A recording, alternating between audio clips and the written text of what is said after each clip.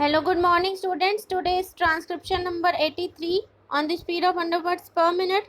Start. Sir, we in Parliament are being asked to endorse the proclamation. At the same time, we have not been furnished with the report which the governor had sent to the president. Now, how can we give our verdict on a matter of such importance until and unless all the material facts warranting the proclamation under Article 356 of the Constitution are placed before us? Yesterday, the Honorable the Home Minister said that this report contained only certain facts and figures with regard to the party positions in the dissolved Andhra Assembly.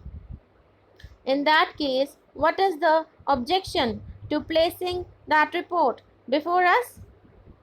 It would not give us anything particularly new except certain arrangement of figures made by the governor of Andhra with a view to advising the president as to the course he should take. We submit that his report contains something else.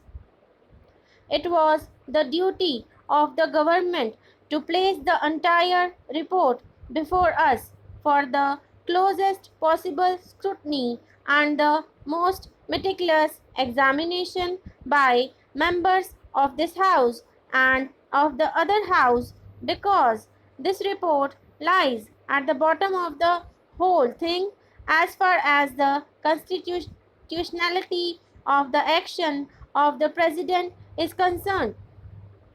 Therefore, I submit that a fiat of the executive is sought to be endorsed by Parliament without telling us the grounds on which that fiat had been exercised.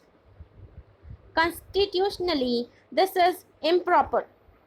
Then, Sir, the President also says that he had considered other information received by him. We have not been told yet as to what was this other information, neither have we been told about the source of such information.